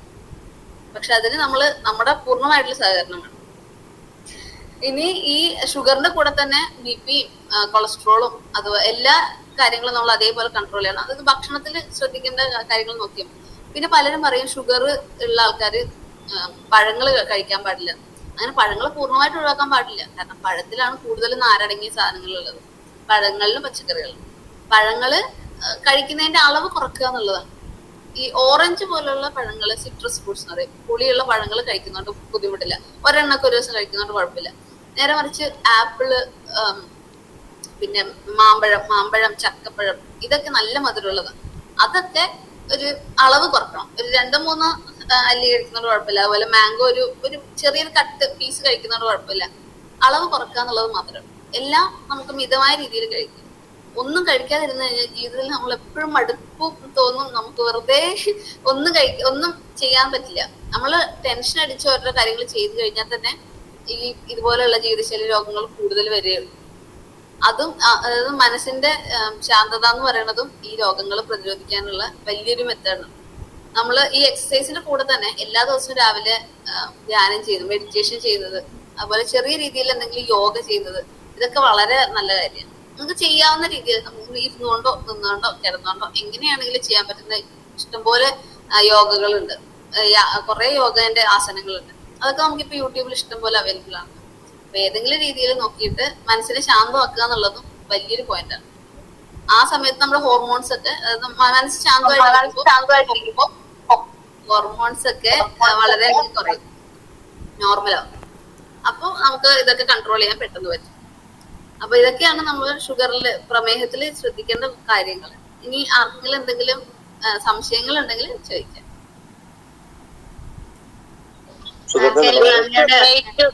മാഡം നമസ്കാരം. വെയിറ്റ് കുറയാൻ എന്താണ് ചെയ്യേണ്ടത്? വെയിറ്റ് കുറയാൻ ഒരു 2 ആഴ്ച കൊണ്ട് പെട്ടെന്ന് 3-4 കിലോ കുറക്കുക, ആ രീതിയിൽ ഒരിക്കലും ആലോചിക്കരുത്. വെയിറ്റ് കുറക്കുക എന്നുള്ളത് ഒരു ലോങ് ടേം, അതായത് കുറച്ച് നാളെടുത്തിട്ട്, ഇപ്പൊ ഒരു 6 മാസമൊക്കെ എടുക്കുക. 6 മാസമൊക്കെ ഒരു ടാർഗറ്റ് വെച്ചിട്ട് വേണം വെയിറ്റ് കുറയാൻ നമ്മൾ ആലോചിക്കാം. 2, വെയിറ്റ് കുറക്കുമ്പോൾ നമ്മൾ ഫുഡ് കംപ്ലീറ്റ്ലി ഒഴിവാക്കി നല്ല ഡയറ്റ്, നമ്മൾ രാവിലെ കഴിക്കുന്നില്ല, ഉച്ചക്ക് കഴിക്കുന്നില്ല, വൈകുന്നേരം കഴിക്കുന്നില്ല, ഉച്ചക്ക് മാത്രം, ഒരു നേരം മാത്രം ഫുഡ് കഴിച്ചിട്ടുള്ള ഡയറ്റുകൾ ഉണ്ട്. ഇഷ്ടംപോലെ ഡയറ്റുകൾ ഇപ്പൊ യൂട്യൂബിൽ അവൈലബിൾ ആണ്. പക്ഷെ അങ്ങനെ രീതിയിൽ കഴിക്കുമ്പോൾ കുഴപ്പം, നമ്മൾ കുറച്ച് നാളതെടുക്കും, പിന്നെ അത് പറ്റാതെ വന്നിട്ട് നമുക്ക് തീരെ ബുദ്ധിമുട്ടാകും. കാരണം ഫുഡ് കഴിക്കാണ്ട് മനുഷ്യന് പറ്റില്ല, പ്രത്യേകിച്ച് നമ്മൾ കേരളീയർക്ക് പറ്റില്ല. അപ്പോൾ നമ്മൾ അവിടെ നിർത്തിയിട്ട് വീണ്ടും തിരിച്ച് വളരെ നല്ലോണം മുമ്പ് കഴിച്ചതിലും കൂടുതൽ ഫുഡ് കഴിക്കാൻ പോകും. അതുകൊണ്ട് നമ്മൾ ചെയ്യേണ്ടത് കറക്റ്റ് എല്ലാ ദിവസവും ഇപ്പൊ രാവിലെ, ഉച്ചക്ക്, രാത്രി കഴിക്കുന്നതിന്റെ കൂടെ തന്നെ രാവിലെ ഇപ്പൊ ഒരു 4 ദോശയാണ് നിങ്ങൾ കഴിക്കുന്നതെങ്കിൽ അതിന്റെ അളവ് കുറക്കുക. എല്ലാത്തിന്റെ അളവ് കുറക്കുക. രാവിലെ, ഉച്ചക്ക്, രാത്രി കഴിക്കുന്നതിന്റെ അളവ് കുറക്കുക. ഉച്ചക്ക് കഴിക്കുമ്പോൾ ഇനി അതുപോലെ 11 മണിക്ക് ഇടയ്ക്കുള്ള ഒരു സമയത്ത് ഒരു കുറച്ച് നട്ട്സ് എന്തെങ്കിലും കഴിക്കുക. അതായത് എല്ലാ 2 മണിക്കൂറിലും എന്തെങ്കിലും ചെറിയ ഭക്ഷണം കഴിക്കുക എന്നുള്ളതാണ് വെയിറ്റ് ലോസിന്റെ ഏറ്റവും ഒന്നാമത്തെ പോയിന്റ്. 2, ഉച്ചക്ക് കഴിക്കുമ്പോൾ ചോറ് എടുക്കുന്നത് വളരെ കുറച്ചിട്ട് കറികള്, പച്ചക്കറികള് ഇഷ്ടംപോലെ കൂട്ടുക. രാത്രി അതുപോലെ ഒരു 7 മണിക്കുള്ളിൽ ഡിന്നർ കഴിക്കാൻ വേണ്ടി ശ്രദ്ധിക്കുക. ഇതിന്റെ ഒക്കെ കൂടെ ഒരു 1/2 മണിക്കൂർ എക്സസൈസ് ചെയ്യുക. ഈ രീതിയിൽ ചെയ്ത് കഴിഞ്ഞു കഴിഞ്ഞാൽ തന്നെ നമ്മള് വെയിറ്റ് തന്നെ കുറഞ്ഞോളും. ഒരു 6 മാസത്തിനുള്ളിൽ തന്നെ കുറയും. അതിന്റെ കൂടെ മെഡിറ്റേഷനും കൂടെ, അതായത് ഞാൻ പറഞ്ഞ നേരത്തെ മനസ്സ് ശാന്തമാവുന്ന രീതിയിലുള്ള മെഡിറ്റേഷനും യോഗ ഉൾപ്പെടുത്തി കഴിഞ്ഞാൽ വെയിറ്റ് കുറയുന്നതിന് നമ്മളെ ഹെൽപ്പ് ചെയ്യും. മാഡം വയറ് കൂടുന്ന ചെയ്യണ്ട? വയറ് കൂടുന്നതിന് ഇത് തന്നെ ഈ കാര്യങ്ങളുള്ളൂ. വയറ് കൂടുന്നതിന് കുറച്ചുകൂടെ നല്ല എക്സസൈസ്, നന്നായിട്ട് എക്സസൈസ് ചെയ്യേണ്ടി വരും. ആ എക്സസൈസ് എല്ലാ ദിവസവും എക്സസൈസ് ചെയ്യാൻ ശ്രദ്ധിക്കുക. പിന്നെ പൊരിച്ചത് വറുത്തതായിട്ടുള്ള കാര്യങ്ങള് കംപ്ലീറ്റ്ലി ഒഴിവാക്കുക. എണ്ണയിലുള്ള സാധനങ്ങൾ ഒഴിവാക്കുക. നമ്മള് വയറ് കൂടുന്ന തന്നെ ഞാൻ മൊത്തത്തിൽ വയറ് കൂടുന്നവരുണ്ട്, അടിവയറ് മാത്രം കൂടുന്നവരുണ്ട്. ഈ അടിവയറ് മാത്രം കൂടുന്നത് ടെൻഷൻ ഉണ്ടാവുമ്പോൾ, നമ്മൾ ഭയങ്കരമായിട്ട് എന്തെങ്കിലും കാര്യത്തിൽ സ്ട്രെസ് ഉള്ള ആൾക്കാരാണെങ്കിൽ സ്ട്രെസ് കൂടുമ്പോൾ നമുക്ക് കോർട്ടിസോൾ എന്ന് പറഞ്ഞൊരു ഹോർമോൺ കൂടും. ആ ഹോർമോൺ കൂടുമ്പോഴാണ് നമുക്ക് അടിവയറില് ഫാറ്റ് കൂടുന്നതെന്ന് പറയും. അപ്പോൾ ടെൻഷനും കുറക്കുക എന്നുള്ളത് ആരും ആലോചിക്കാത്തൊരു കാര്യമാണ്. നമ്മൾ ടെൻഷൻ കൂടുമ്പോൾ തടി കൂടും, ടെൻഷൻ കൂടുമ്പോൾ തടി കൂടും. അപ്പൊ എക്സസൈസ് ചെയ്യുക, നന്നായിട്ട് കറക്റ്റ് ആയിട്ട് നല്ല ഫുഡ് കഴിക്കുക, പച്ചക്കറികളും ഫ്രൂട്ട്സും നന്നായിട്ട് കഴിക്കുക. പിന്നെ യോഗ, മെഡിറ്റേഷൻ അത് ഇമ്പോർട്ടന്റ് ആണ്. മാഡം എന്താണ് ഷുഗർ കണ്ണിനെ ബാധിക്കേണ്ട ഷുഗർ എപ്പോഴാ? കണ്ണിനെ ബാധിക്കുന്നത് ഇത് ഷുഗർ തീരെ കൺട്രോൾഡ് അല്ലാതെ നമ്മള് നോക്കാതെ കറക്റ്റ് ഗുളിക കഴിക്കാതെ അങ്ങനെയൊക്കെ പോകുമ്പോഴാണ് കണ്ണിന് ബാധിക്കുന്നത്. കണ്ണിന് ഷുഗർ ഉണ്ട് എന്ന് അറിഞ്ഞു കഴിഞ്ഞാൽ ഓരോ വർഷവും കണ്ണ് ടെസ്റ്റ് ചെയ്യേണ്ടത് നിർബന്ധമാണ്. കൺട്രോൾ ചെയ്യാതെ പോയാലേ കണ്ണിനെ ബാധിക്കുള്ളൂ. അല്ലാതെ ഇന്ന് ഷുഗർ വന്ന നാളെ കണ്ണിന് പ്രശ്നം ഉണ്ടാവത്തൊന്നുമില്ല. 140, 150 ഷുഗർ ഒക്കെ ആകുമ്പോ കണ്ണിന് തകരാറ് കുഴപ്പമൊന്നും വരില്ല. എന്റെ അനുജത്തിക്ക് അങ്ങനെ ഷുഗർ ഉണ്ട്, അതിന്റെ പേരിലാണ്. ഷുഗറിന്റെ കൺട്രോൾ ഒന്നുകൂടി പറയൂ ഡോക്ടർ. ഷുഗർ നമ്മൾ കൺട്രോൾഡ് ആവാതെ, അതായത് നമ്മൾക്കിപ്പോ ഒരു നോക്കുമ്പോ എപ്പോഴും നോക്കുമ്പോ 200 മുകളിൽ ഷുഗർ ഉണ്ടെന്ന് വിചാരിക്കാം. എന്നിട്ടും നമ്മള് കുറയുമായിരിക്കും, ഭക്ഷണം ശരിയാക്കാം എന്ന് വിചാരിക്കുന്നില്ല. ഭക്ഷണത്തിന് മാറ്റങ്ങളൊന്നും വരുത്തുന്നില്ല, വ്യായാമം ചെയ്യുന്നില്ല, ഡോക്ടർ തരുന്ന ഗുളിക കഴിക്കുന്നില്ല. അങ്ങനെ കൺട്രോൾഡ് ആവാതിരിക്കുമ്പോഴാണ് കണ്ണിന് ബാധിക്കുന്നത്. കണ്ണിലേക്കുള്ള രക്തക്കുഴലുകൾ ബാധിക്കുമ്പോൾ കണ്ണിന് കാഴ്ച കുറയും. അതുകൊണ്ട് തന്നെ ഷുഗർ ഉണ്ടെന്ന് അറിഞ്ഞു കഴിഞ്ഞാൽ എല്ലാ വർഷവും കണ്ണ് ടെസ്റ്റ് ചെയ്യേണ്ടത് നിർബന്ധമാണ്. ഡോക്ടർ പോയിട്ട് ഷുഗർ ഉണ്ട് അതുകൊണ്ട് കണ്ണ് ടെസ്റ്റ് ചെയ്യണം എന്ന് പറഞ്ഞു കഴിഞ്ഞാൽ എല്ലാ കണ്ണ് ഡോക്ടറും ടെസ്റ്റ് ചെയ്ത് തരും. അത് കൺട്രോൾഡ് ആയിട്ട് ഇരുന്നാൽ മതി. ഷുഗർ കൺട്രോൾഡ് ആയിട്ട് ഇരുന്ന് കഴിഞ്ഞാൽ കണ്ണിന് വലിയ ബുദ്ധിമുട്ട് വരില്ല. സാറേ ഷുഗറിന്റെ അളവെന്ന് പറയൂ. അളവ് അങ്ങനെ നമുക്കൊരു പിൻ പോയിന്റ് ചെയ്ത് ഇത്ര കൂടിക്കഴിഞ്ഞാൽ കണ്ണിനെ ബാധിക്കും എന്ന് പറയാൻ പറ്റില്ല. 200 മുകളില് എപ്പോഴും അങ്ങനെ തന്നെ കൂടി നിൽക്കുകയാണെന്നുണ്ടെങ്കിലാണ് നമ്മൾ പറയാം. അങ്ങനെ കറക്റ്റ് 240, 210 അങ്ങനെ പറയാൻ പറ്റില്ല. ഓരോരുത്തരുടെ ശരീരം വ്യത്യാസമാണ്. അതുകൊണ്ട് ഓരോരുത്തർക്കും ഓരോ രീതിയിലായിരിക്കും ബാധിക്കുന്നത്. 200 മുകളിൽ എപ്പോഴും നിൽക്കരുത്. ഞാൻ ഇന്ന് നോക്കിയപ്പോ 80 പറഞ്ഞു. അപ്പൊ അതെങ്ങനെയാണ് അതിന്റെ അളവെന്ന് അറിയാൻ വേണ്ടിയിട്ടാണ്. ഇന്ന് നോക്കിയപ്പോ 80 പറഞ്ഞു. ഫാസ്റ്റിംഗിലാണോ തീർച്ചയായിട്ടും? ഫാസ്റ്റിംഗിലാണോ? 80 ഫാസ്റ്റിംഗിലായിരിക്കും. ഞാന് കാലത്ത് 7 മണിയപ്പോ കുറച്ച് ഭക്ഷണം കഴിച്ചു, പിന്നെ ഒന്നും കഴിച്ചിട്ടുണ്ടായില്ല, ഒന്നും കഴിച്ചിട്ടില്ല. ഇപ്പം 12 എപ്പോഴാണ് നോക്കിയത്. അപ്പൊ 80 പറഞ്ഞത്. 80 അത് കുറവാന്ന് പറയാം. അപ്പൊ അതിന്റെ അളവൊന്ന് അറിഞ്ഞാൽ ഒന്ന് എഴുതി വെച്ചിട്ട് നമുക്ക് നോക്കാനെന്ന് വേണം. അതായത് ഭക്ഷണത്തിന് മുന്നേ ആണ് ടെസ്റ്റ് ചെയ്യുന്നതെങ്കിൽ അത് 100 താഴെ വേണം. ലെസ് ദാൻ 100, 100 താഴെ. 126 മുകളിലായ ഷുഗർ ആണെന്ന് നമ്മൾ പറയും. മാഡം ഭക്ഷണം കഴിക്കണേക്ക് മുമ്പ് പരിശോധിച്ചാൽ എന്തോരം വേണം, എത്ര പാടുള്ളൂ? അതാ 100 താഴെ നിൽക്കണം. ഭക്ഷണത്തിന് മുന്നേ ആണെങ്കിൽ 100 താഴെ നിൽക്കണം. ഭക്ഷണം കഴിച്ചിട്ടാണെങ്കിൽ 140 താഴെ നിൽക്കണം. ഭക്ഷണം കഴിച്ച് 2 മണിക്കൂർ കഴിഞ്ഞ് നോക്കുന്നത് 140 താഴെ നിൽക്കണം. അതുപോലെ മൂന്നാമത് ഞാൻ പറഞ്ഞ ടെസ്റ്റ് HbA1c എന്ന് പറയുന്നൊരു ടെസ്റ്റ്, അത് 7 താഴെ നിൽക്കണം. 6-7 അതിൽ താഴെ നിൽക്കണം. അത് എന്തിനുള്ള ടെസ്റ്റാണ് മാഡം? അത് ഞാൻ പറഞ്ഞില്ലേ, 3 മാസം കഴിഞ്ഞ 3 മാസമായിട്ട് നമ്മുടെ ബ്ലഡ് ഷുഗർ എത്രത്തോളം കൺട്രോൾഡ് ആണ്, നമ്മൾ എത്രത്തോളം ഫുഡൊക്കെ കൺട്രോൾ ചെയ്തു എന്നുള്ളത് അറിയാൻ വേണ്ടിയിട്ടുള്ള ടെസ്റ്റ്.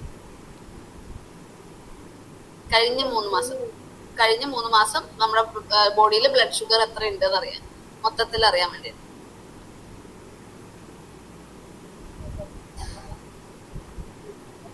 ഇനി ആർക്കെങ്കിലും സംശയമുണ്ടോ? മാഡം എന്റെ പേര് ശശി എന്നാണ്. എനിക്ക് ഷുഗർ ഉണ്ട്, 2 നേരം ഗുളിക കഴിക്കുന്നുണ്ട്, ഡയാബ്രൈഡ് M1 എന്നുള്ള ഗുളിക കഴിക്കുന്നുണ്ട്. ഈ കാലിന്റെ മുട്ടിലൊക്കെ ഒരു തരിപ്പ്, ഒരു പുകച്ചില് പോലെ, അത് ഷുഗർ കൂടിയിട്ടായിരിക്കുമോ? ആയിരിക്കും. കാലിന്റെ മുട്ടിലാവാൻ വഴിയില്ല. മുട്ടില് കാലും കൈപ്പത്തികൾ, കാലിന്റെ പാദവും കൈപ്പത്തികളിലാണ് കൂടുതൽ വരിക. മുട്ടിന്റെ മുകളിൽ മസിലിന്റെ അവിടെ ഒരു പുകച്ചില് പോലെ ഇങ്ങനെ തോന്നുന്നുണ്ട് കാലില്. പുകച്ചില് പോലെ തോന്നുന്നു. അല്ല, എന്ത് ഷുഗർ ഉള്ള ആൾക്കാർ ഷുഗർ കൺട്രോൾഡ് ആണോ? ഷുഗർ ഒരു 200ന്റെ ചോടൊക്കെ നിക്കുന്നുണ്ട്. നമ്മളിപ്പോ സെൽഫായിട്ട് നോക്കുന്നത് അതില് 200ന്റെ ചോട ഉണ്ട്. അല്ല, കാല് ഒന്ന് ഞാൻ പറഞ്ഞല്ലോ, കൊറേ കൺട്രോൾ ചെയ്ത്. എത്ര കാലമായിട്ടുണ്ട് ഷുഗർ ഇപ്പൊ ഒരു 3 കൊല്ലമായിട്ടുണ്ട്. 3 കൊല്ലമായിട്ടേ ഉള്ളൂ. പിന്നെ തരിപ്പ് വന്ന് തുടങ്ങാനുള്ള സമയം ആവുന്നേ ഉള്ളൂ. തരിപ്പ് വന്നെങ്കിൽ ഈ തരിപ്പ് കാലിന്റെ മുട്ടിന് തൊട്ട് മുകളിലാണെങ്കിൽ വേറെ രീതിയിലുള്ള കുഴപ്പങ്ങളൊന്നും ഉണ്ടാകാൻ സാധ്യതയില്ല. ഇതുപോലെ ഷുഗറിന്റെ ഭാഗമായിട്ട് തന്നെ ആയിരിക്കും. അപ്പോ ചെറിയ രീതിയിൽ എക്സസൈസ് വല്ലതും ചെയ്യുന്നുണ്ടോ? എക്സസൈസ് ഇരുന്നിട്ട് കൈ കൊണ്ടൊക്കെ പറ്റുന്നതുപോലെ ചെയ്യുന്നുണ്ട്. പിന്നെ ഭാര്യ കാലൊക്കെ ഇളക്കുന്നുണ്ട്. മതി. കാലിന് ബുദ്ധിമുട്ട് വല്ലതും ഉണ്ടോ വേറെ? ഞാന് ഇത് എന്താ പറയാ, സ്പൈനൽ കോഡിന് ഇഞ്ചുറി പറ്റിയിട്ട് തളർന്ന് കിടക്കാണ്. ഓക്കെ, മനസ്സിലായി. അമലയിലാണ് ഓപ്പറേഷൻ ചെയ്തത്. സുരേഷ് കുമാർ. ഓക്കെ, ഭാര്യയോട് പറയാ കാല് എന്താണ് മടക്കിയും നിവർത്തിയുള്ള എക്സസൈസ് ഇടക്കിടക്കൊന്ന് ചെയ്യിപ്പിക്കാൻ പറഞ്ഞാൽ മതി. മനസ്സിലായോ? കാരണം നമ്മൾ അങ്ങനെ ചെയ്യാതെ വെച്ച് കഴിയുമ്പോഴത്തേക്കും ഈ തരിപ്പ് കൂടുകയുള്ളൂ. എന്ന് രാവിലെ എഴുന്നേറ്റ് അപ്പൊ നമ്മുടെ മസിലൊക്കെ ഫുള്ളായിട്ട് റിലാക്സ്ഡ് ആയിട്ടിരിക്കുന്ന സമയം, ആ സമയത്ത് ഈ എക്സസൈസ് ചെയ്യാം. കാല് മടക്കി നിവർത്തിയും കൊണ്ട് ഒരു മിനിമം ഒരു 10 പ്രാവശ്യമെങ്കിലും ചെയ്യാൻ പറയാം. ശരി ശരി. മെല്ലെ മെല്ലെ കുറഞ്ഞോളൂ. ശരി, താങ്ക് യു ഡോക്ടർ. ആർക്കെങ്കിലും മാമിനോട് സംശയം വല്ലതും ചോദിക്കാനുണ്ടോ?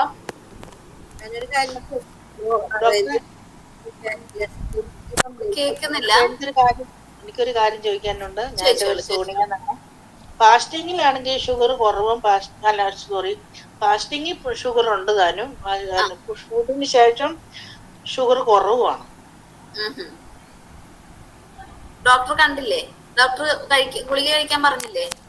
ഗുളിക കഴിക്കാൻ പറഞ്ഞിട്ടുണ്ട്. പക്ഷെ എനിക്ക് സർജറിയോടനുബന്ധിച്ച് ഈ ഷുഗർ വന്നതാണ്. അല്ല, സർജറിയോടനുബന്ധിച്ച്. സർജറിക്ക് മുന്നേ ആണോ സർജറി ശേഷമാണോ? സർജറിക്ക് ശേഷമോ? സർജറി കഴിഞ്ഞ് അങ്ങനെ അതിന് അനുബന്ധിച്ച് അങ്ങനെ ഷുഗർ വരില്ല. പക്ഷെ ഈ ഫാസ്റ്റിങ്ങിൽ മാത്രം കൂടുതൽ നിൽക്കുന്നുണ്ടെങ്കിൽ അതിനു വേണ്ടി മാത്രമുള്ള ഗുളികകളുണ്ട്. ഓരോ ഗുളികയ്ക്കും ഓരോരോ രീതിയിലാണ് അതിന്റെ ആക്ഷൻ വരുന്നത്. ഫാസ്റ്റിംഗ് മാത്രം കുറക്കുന്ന രീതിയിലുള്ള ഗുളികകളുണ്ട്. അതുകൊണ്ടാണ് ഡോക്ടർ ഗുളിക കഴിക്കാൻ പറയുന്നത്. നല്ല കൂടുതലുണ്ട്. എത്ര കൂടുതലുണ്ടായിരുന്നു? എത്ര ഉണ്ടായിരുന്നു ലാസ്റ്റ് ചെക്ക് ചെയ്തപ്പോ? 162 എന്ന് പറയുമ്പോഴത്തേക്ക് 100. ഞാൻ പറഞ്ഞല്ലോ, ഭക്ഷണത്തിന് മുന്നേ 100-ലാണ് നിൽക്കേണ്ടത്. 162 പറഞ്ഞു കഴിഞ്ഞാൽ കൂടുതൽ തന്നെയാണ്. ഗുളിക കഴിക്കേണ്ട സമയമാണ്. ഇപ്പൊ എത്ര വയസ്സായി? 51 ആണെങ്കിൽ നമുക്ക് അങ്ങനെ വെയിറ്റ് ചെയ്യുന്നത് ശരിയല്ല. ഗുളിക കഴിച്ച് തുടങ്ങണം.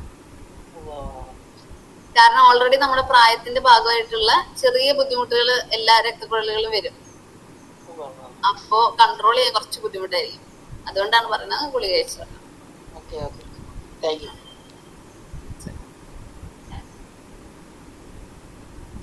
വിലയേറിയ സമയം ഞങ്ങൾക്കായി വിനിയോഗിച്ചു.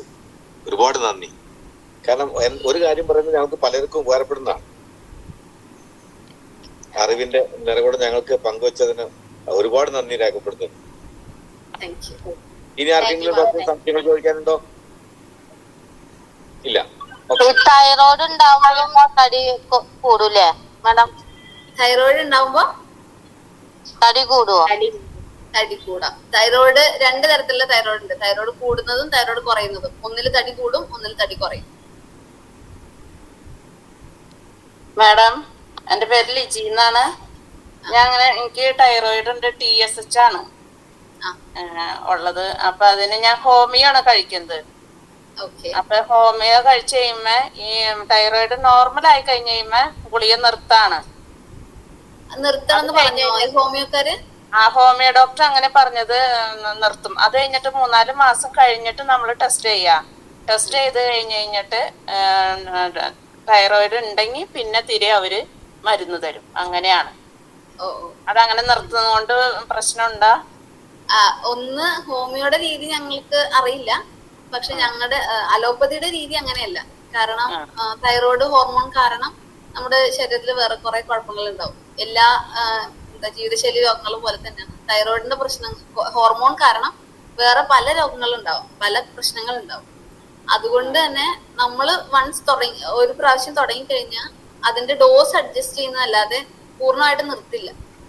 കാരണം പൂർണ്ണമായിട്ട് നിർത്തി കഴിഞ്ഞാൽ ഇപ്പോ ചേച്ചി തന്നെ പറഞ്ഞ പോലെ തിരിച്ചു വരും. തിരിച്ചത് കൂടും.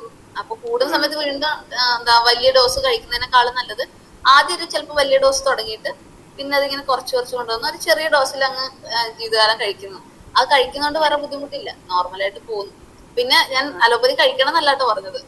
എങ്ങനെയാണോ നിങ്ങൾക്ക് ഇഷ്ടം ആ രീതിയിലും കഴിക്കാം. അത്രേ ഉള്ളൂ. അത് തുടക്കത്തിലെ ഹോമിയോണ് കണ്ടതേ. അപ്പൊ മനസ്സിലായി. ഇങ്ങനെ ഇടയ്ക്ക് ഇങ്ങനെ ടെസ്റ്റ് ചെയ്യാം. അപ്പൊ ഇപ്പൊ കുറച്ചു നാളായിട്ട് എനിക്ക് ഭയങ്കര ഉറക്കം, പിന്നെ നമുക്ക് എന്തെങ്കിലും ജോലി ചെയ്യുമ്പോ ഒരു ഉത്സാഹം ഇല്ലായ അങ്ങനെയൊക്കെ ഒരു തോന്നലുണ്ട്. തൈറോയിഡിന് ആ പ്രശ്നങ്ങളുണ്ട്. തൈറോയിഡ് ഹോർമോൺ കൂടുമ്പോ പ്രശ്നം വരും. ഇങ്ങനത്തെ കുറെ പ്രശ്നങ്ങളുണ്ട്. മുടി കൊഴിയുന്നുണ്ടാവാം, ക്ഷീണം വരാം, പെട്ടെന്ന് ദേഷ്യം വരാം. അതൊക്കെ ഉണ്ട്. അപ്പൊ ഞാൻ ടെസ്റ്റ് ചെയ്തിട്ട് വേണം. അപ്പൊ അത് നിർത്താതിരിക്കുന്നതാണ് നല്ലത് അല്ലേ? നിർത്താതിരിക്കുന്നതാണ് നല്ലത്. അവരുടെ രീതി, ഹോമിയോയുടെ രീതി എനിക്ക് അറിഞ്ഞൂടാ, പക്ഷെ ഞങ്ങളുടെ രീതിയിൽ നിർത്താതിരിക്കുന്നതാണ് നല്ലത്. Okay, thank you doctor. ഈ തൈറോയിഡില് മുഴ ഉള്ളതും അല്ലാത്ത തൈറോയിഡ് ഉണ്ടല്ലോ. അപ്പൊ ഈ മുഴ ഉള്ള തൈറോയിഡിന് എങ്ങനെയാണ്?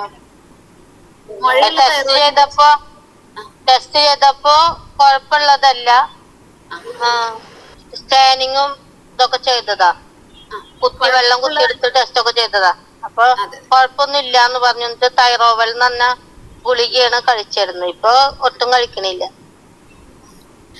തൈറോയിഡിന് ഈ മുഴ എന്ന് പറയുന്നത് മുഴയുടെ ചികിത്സ നമ്മൾ മുഴ എടുത്ത് മാറ്റുക എന്നുള്ളതാണ്. പക്ഷെ ഒന്ന് നമ്മൾ മുഴ കുത്തി പരിശോധിക്കുന്നത് മുഴ എന്തെങ്കിലും ക്യാൻസർ റിലേറ്റഡ് എന്തെങ്കിലും ആണോന്ന് അറിയാനാണ്. ക്യാൻസർ അല്ലാന്ന് അറിഞ്ഞ സ്ഥിതിക്ക് വേറെ ബുദ്ധിമുട്ടുകളൊന്നും ഇല്ലാന്നുണ്ടെങ്കിൽ അവർ പറയും ആകെ നമ്മൾ കാണാനുള്ള ബുദ്ധിമുട്ടേ ചിലപ്പോൾ ഉണ്ടാവുള്ളൂ. കാണുമ്പോ ഇവിടെ ഒരു മുഴ വരുന്നു എല്ലാരും ചോദിക്കുന്നു, അതുകൊണ്ട് എടുത്ത് കളയുന്ന ആൾക്കാരുണ്ട്. അല്ലാന്നുണ്ടെങ്കിൽ ഈ ഗുളികയിൽ തന്നെ നമ്മുടെ ഹോർമോൺ നോർമലാകുമ്പോൾ ആ ഗുളിക മാത്രം മതി. ഓക്കെ, ശരി, താങ്ക് യു മാഡം. അറിവ് ഇതൊക്കെ പറഞ്ഞു തന്നേന്. ഇത്രയും നേരം ഞങ്ങൾക്ക് വേണ്ടി ചെലവഴിച്ചതിന് ഒത്തിരി നന്ദി അറിയിക്കുന്നു. അടുത്തത് നന്ദി അറിയിക്കുക എന്ന പ്രോഗ്രാമിലേക്ക് നമ്മുടെ Darshana service society PRO Shri Pius കോട്ടപ്പുറത്തിനെ ഏറ്റവും സ്നേഹത്തോടെ ക്ഷണിക്കുന്നു.